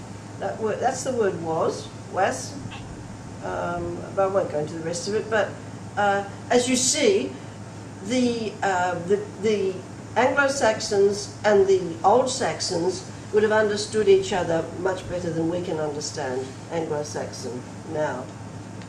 But Grendel was a monster, and he was plaguing the Danish king, Hrothgar. That symbol there, the letter F, is voiced TH like in the word this, so he's Hrothgar. And Grendel, in there, there's the mixture of Christian and pagan again. The writer of the manuscript in the year 1000 obviously thinks he was related to Cain and a fiend from hell. But he also had superhuman powers. Swords, spears, knives couldn't harm him. So that sets up the context. Would you like to just peruse the story of his first battle with Grendel? I don't need to tell you that. You can just look. Makes you wonder why they put up with it for 12 years, though, doesn't it? They were pretty helpless until Beowulf came on the scene. So he defeated Grendel, who retreated her and then died in the fens. So Grendel's mum decided to avenge his death. She was a fierce monster herself. So she came, but Beowulf wasn't home. So she killed another warrior instead, and that made her feel a bit better. But when Beowulf tracked her to her lair in the fens, he found his sword couldn't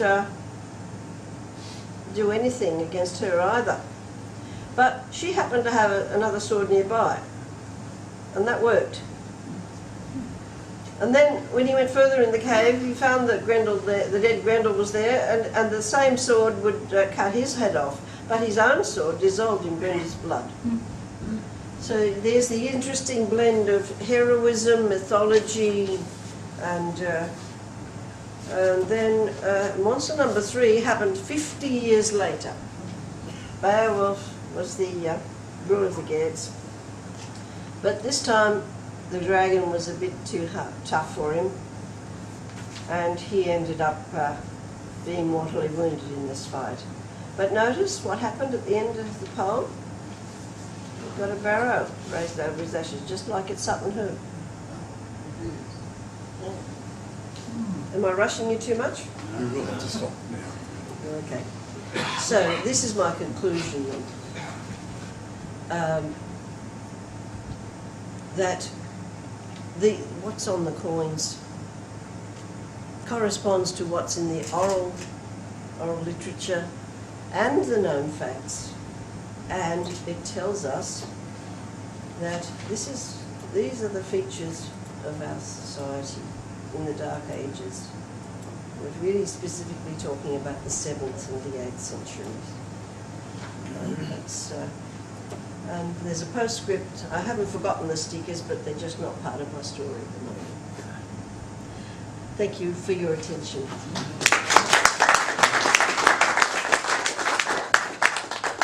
Well, we've been greatly privileged here. Questions and discussion, George.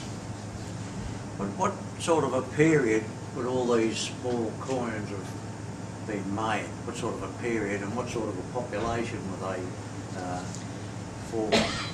Well, in modern terms, the population was fairly small. We're talking about probably around about 500,000 people. Because it was over a large area, wasn't it? Yes, over all of Anglo-Saxon England, but they circulated on the continent. They were the main, especially the Shetts, they were the main coins of commerce.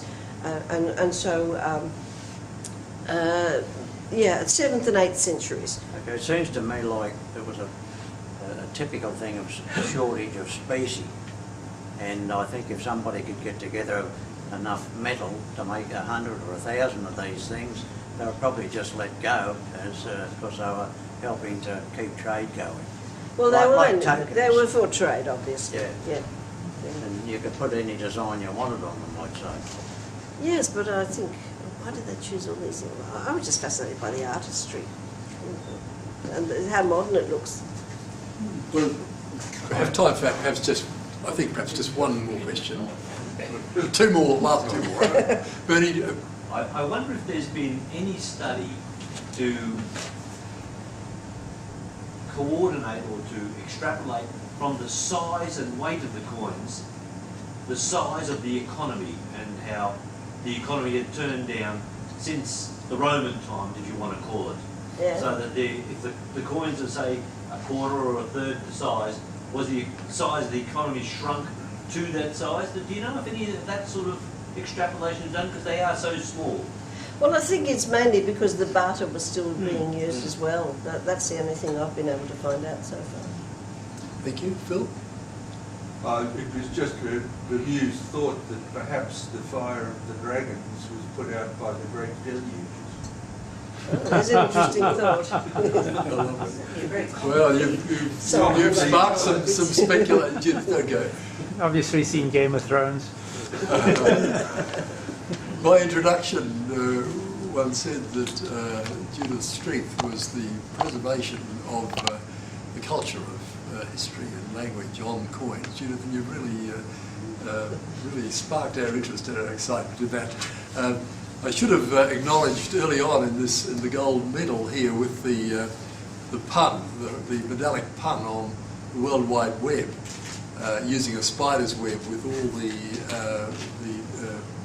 digital noughts and on and off, noughts and ones, to spell out words of that. I should have acknowledged John Miltmeyer's help when I did this some 8 or 9 years ago. John, thank you for doing that.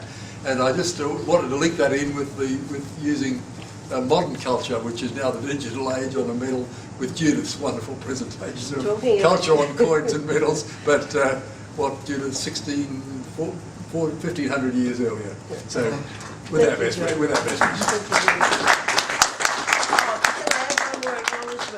Thank you to Colin Pitchfork for helping us obtain our Shrimpster and a couple of our shirts from the New York auction. We appreciate that, Colin. Thank you.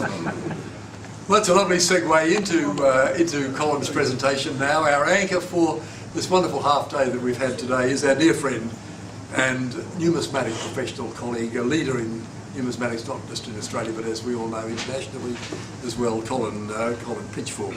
Colin, as we all know, is Senior Executive 2IC with Jim Noble, based in Macquarie Street in Sydney, and so many numismatists, professional numismatists and amateur enthusiasts throughout Australia bless Colin's name for the help that he gives freely at the end of the phone, or when people like myself and so many others wandering off the street and with a question.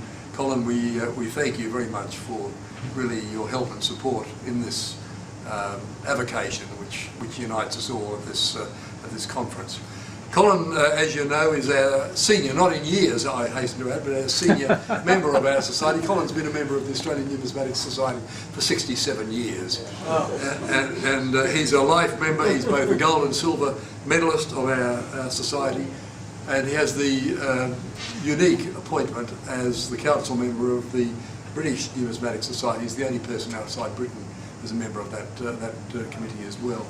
Many of us know Colin's earlier life. He was a chemical engineer by training. He's a graduate of 3 universities, Sydney, New South Wales and Macquarie, with multiple degrees. He was head of applied science at the Sydney, at the TAFE, Sydney Technology Unit Society. TAFE in Sydney, before he was headhunted, of course, to join Noble's Numismatics for his obvious expertise in that area. So we're looking very much, Colin, for this wonderful enigmatic title, Justinian's Flea.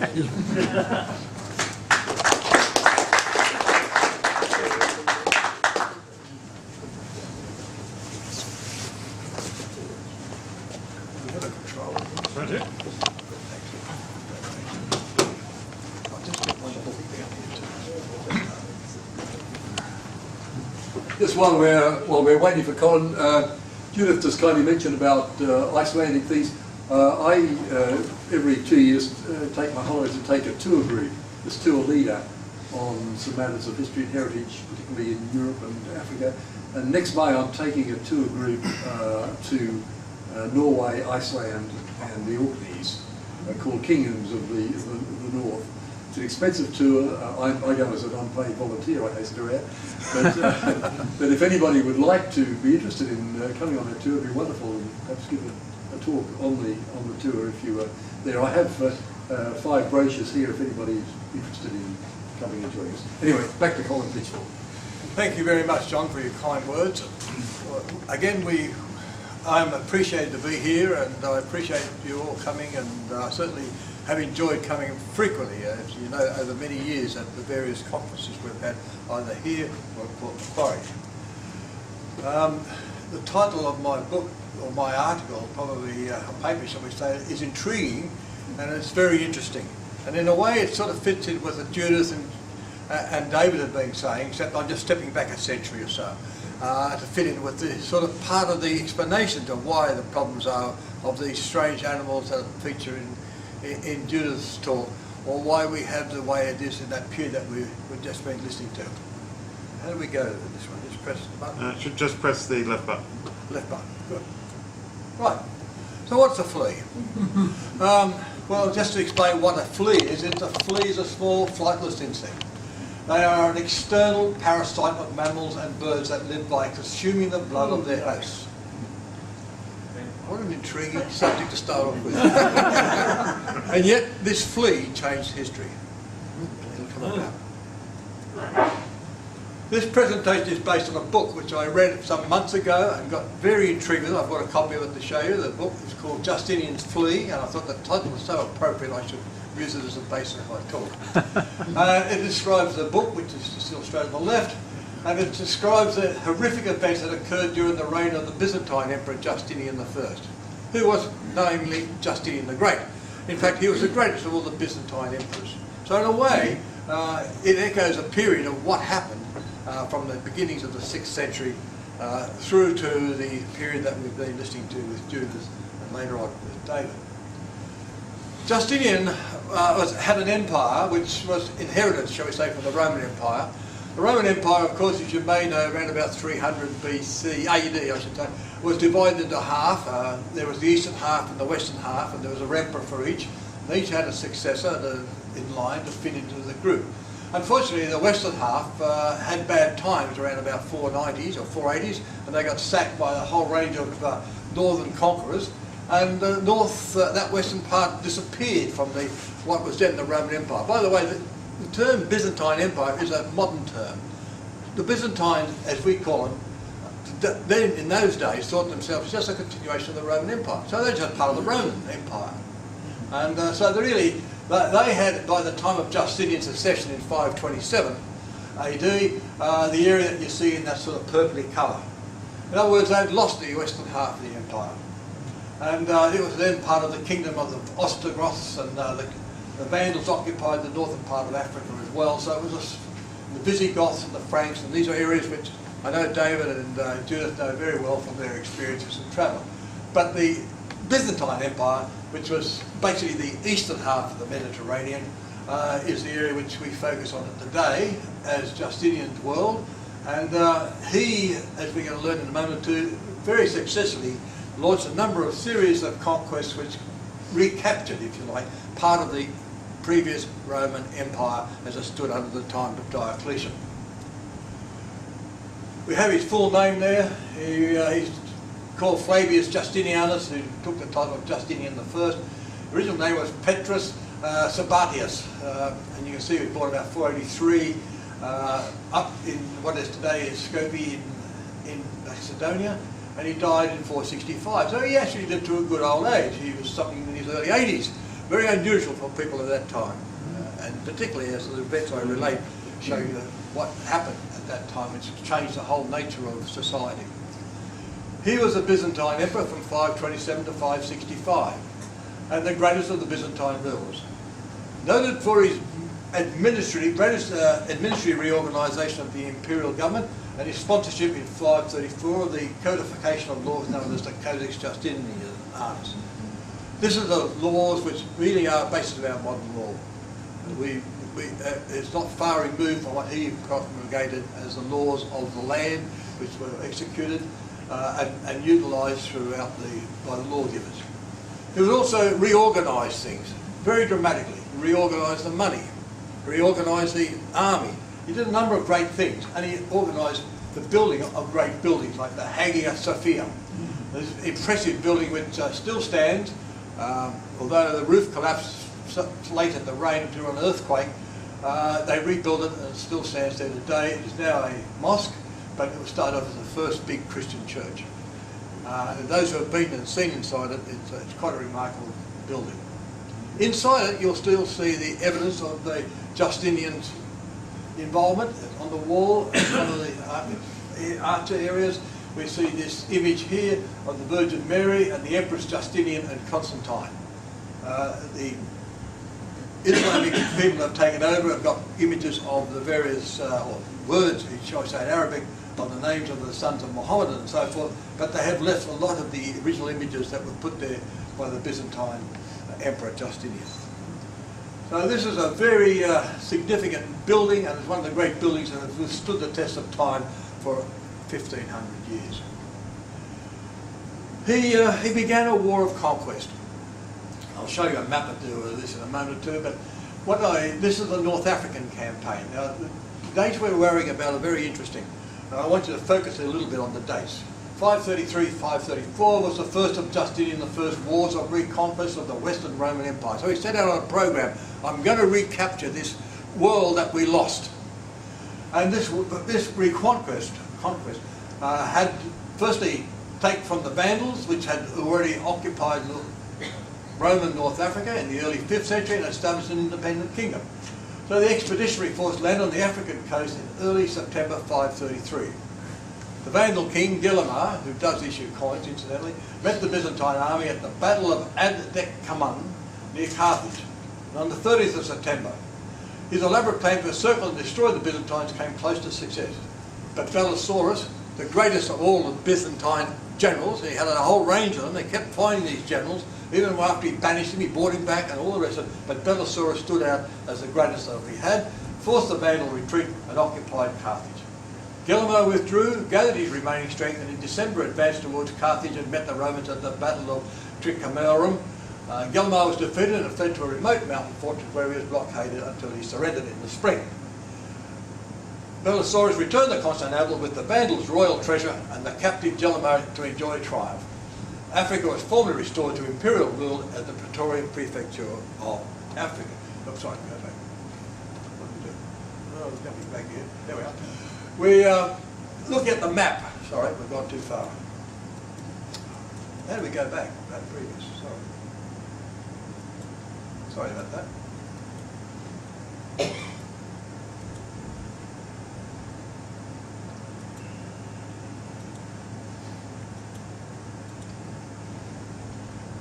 Preview of it already.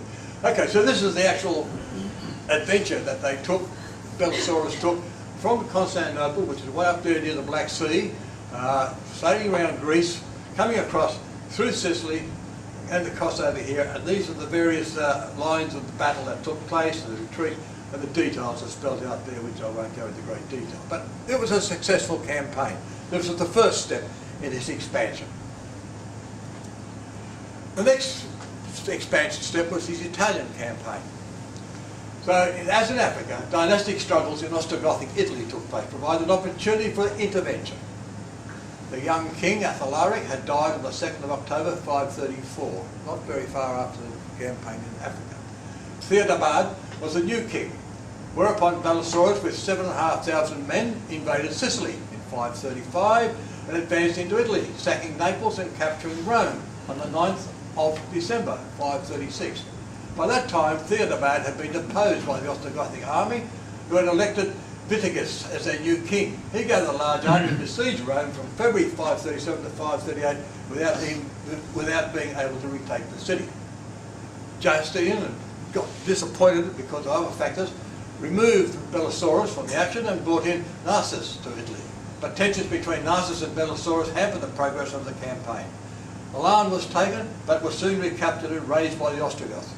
So the seesaw battle going. Justinian recalled Narses in 539. By then, the military situation had turned in favour of the Romans, and in 540, Belisarius reached the Ostrogothic capital of Ravenna. There he is offered the title of Western Roman Emperor. Of course, Belisarius was only a general, which didn't very much please Justinian when he learned about it. At the same time, the envoys of Justinian were arriving to negotiate a peace that would leave the region north to of the Po River in Gothic hand. Belisarius feigned to accept the offer, entered the city in May 540 and reclaimed it for the empire. Then, having been recalled by Justinian for that reason because he wanted to be himself a rival emperor, Belisarius returned to Constantinople, taking the captain Vitiges and his wife Matsuntha with him. Well, those are brief outlines of the campaign. And there's a picture of it all, showing you how it all took place and the complexities of the campaign, which raged over for about nearly 5 years of action. There was a bit of action over there, you can see on the right in Dalmatia, which is today Serbia and what used to be Yugoslavia. There was some coming from the north. It was a complex battle, ultimately successful. I want to, while we're just talking about Justinian and his battles, he introduced a new coinage. And you wonder what this is all about, a flea, but I'll come to that shortly. The new coinage of Justinian. The interest lies in the change he made to the coinage because of the problem for the ratio between gold and copper. It led to the change of 210 foluses, which are the big bronze pieces, equal to 1 solidus, to 180 foluses equal 1 solidus. It also led to the fineness of the gold being reduced from 24 to 22 carats. In other words, there was a surplus of gold. And successfully beating and capturing the gold of these various barbarian groups increased the value, or gave them more quantity of gold, but the copper still had to be reclaimed, so that ultimately it meant that the gold was of more value, or less value, in terms of value with the copper than it was previously. This also led to the heavy large copper coins being used in 538 with an average weight of 22 grams, being reduced to an average weight of 19 grams in 542. Now there's reasons for all this, and we'll come to that. These are a couple of pictures of Byzantine coins. I think I have those ones actually that are illustrated there. I've got several hundred of these big follis pieces, and the whole of Byzantine coinage of Justinian is a very fascinating one.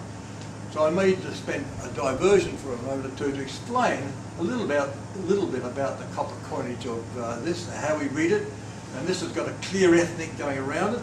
So you see the first two letters down there near the hand, the left hand, or the right hand of Justinian, near the cross, the letters DN, which means Dominus Nestora, which is our Lord. Following it around is the spelling of the Justinianus, which goes through there, which spells his name. Then we have the letters PPAVG, which means Perpetuus Augustus, which means Perpetual Emperor. So it's really honouring the emperor on this coinage. But the other side is also very interesting. So what does this copper coinage tell us? It's a very interesting mix of languages, because most of the legends are all in Latin, as you saw from the obverse. But on the reverse, we have the one letter N, which is a Greek letter for the letter 40. The Greeks used letters for numbers. So, you know, A was 1, B was 2, gamma was 3, and so it goes on. N was a number for 40. So this was a 40 denomination. So using Greek on that, but the rest is Latin. Anno, of course, you realise is year. On the right-hand side, we have Latin numbers, X11. And then underneath it, Nico is the word there, but there are others, mints, that were used, and they have abbreviations, which you can see on the right-hand side. But under the letter of the M, in the middle of that is the letter A, which is the Officina number, 1, Officina 1. But they used up to 5, A, B, gamma, delta, epsilon. So the reverse tells a lot about the coin, when it was issued, who made it, where it was made. And so it's quite important in the series of this discussion. So what is this to do with the Flea? Well, as you can see, we've been in a war